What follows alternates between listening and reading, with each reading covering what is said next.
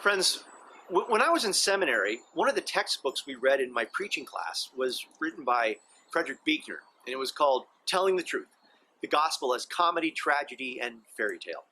The basic message of the book is fairly well summed up in the title. Sometimes the Bible is funny, sometimes it's horrific, and sometimes it's magical.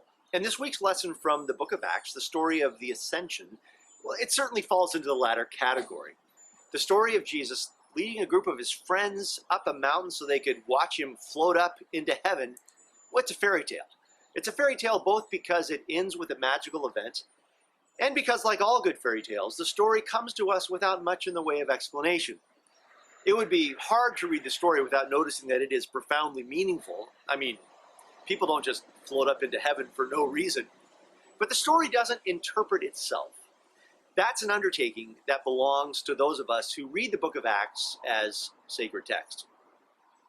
The closest we get to an explanation of the story comes from the angels who show up at the end of the passage to scold Jesus' followers for looking up into heaven after Jesus' departure. That always seems a little unfair to me. I mean, if I'd been there, I certainly would have spent a good long time looking up with my mouth agape, wondering what fresh craziness I had just beheld. It seems to me that the angels aren't doing a very good job of reading the room in this story. But nonetheless, the story abides, insensitive angels and all, and for the most part, throughout the history of the church, Christians have read this story as a tale of triumph. At the moment of the ascension, Jesus of Nazareth becomes Christ the King of Heaven, or, to be more accurate, at the ascension, Jesus returned to heaven to take his place on the throne he set aside when he was born in Bethlehem. This belief in a triumphalist ascension is expressed in the oldest creeds of the Christian church, which say that Jesus ascended into heaven and sitteth on the right hand of the Father. From thence he shall come to judge the quick and the dead. And I want to say that for a lot of Christians, this is an important way to read the story. It is an interpretation of the story that arose when Christians were a persecuted religious minority, and for people who endured prejudice and oppression because of their spiritual convictions, it was important to remember that ultimately, in the fullness of time, Christ's power will overwhelm all that is evil and vile, which is to say that in the end, the long arc of the moral universe bends towards justice. For a lot of people, that message remains important and valuable as a source of hope. It is much needed. But here's the thing.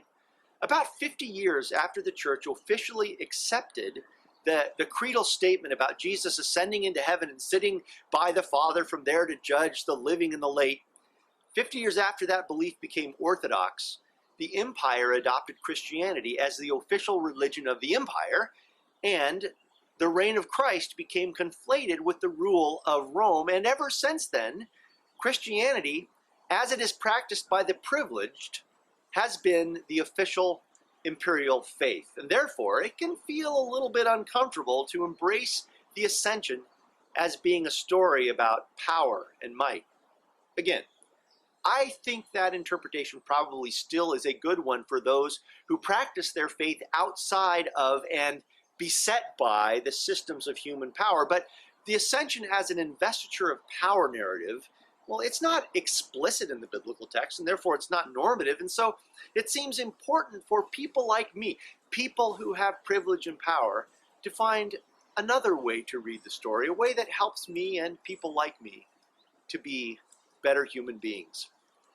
And I suppose there are any number of good and helpful ways to read this story. But the one that I find most beneficial is a reading that invites the reader to embrace sacred mystery, to learn from what cannot be known. And here's what I mean.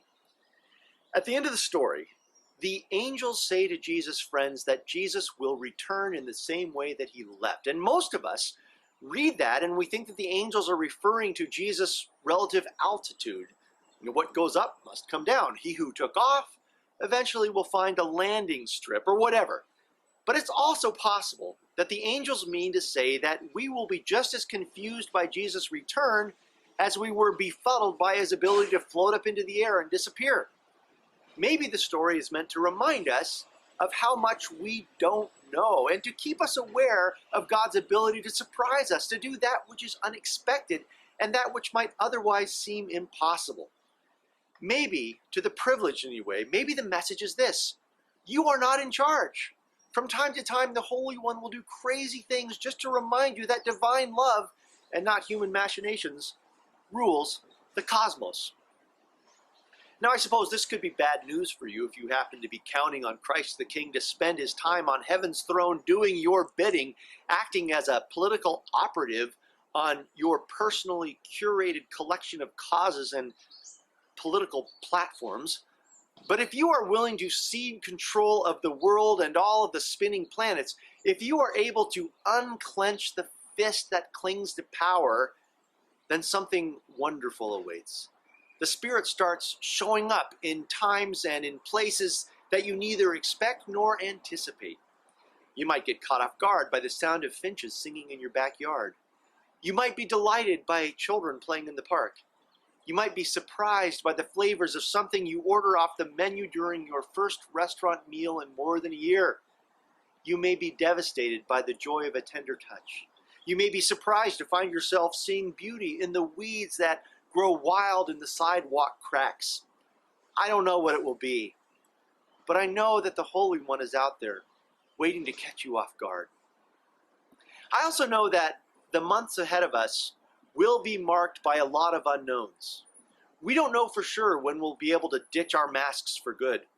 We don't know when we'll be able to sing together in our sanctuary. We don't know what bits of life in quarantine will follow us into the future. So much is so unknown, and the good news is that the unknown just might be the place where the Christ who ascended will descend into our lives, because even as times change and the human condition bumbles on its way in fits and starts, lurching from joy to sadness, from comedy to tragedy to fairy tale, still the Holy One delights in coming to us in ways we might not expect. Our job is to remain open to the surprise. Amen.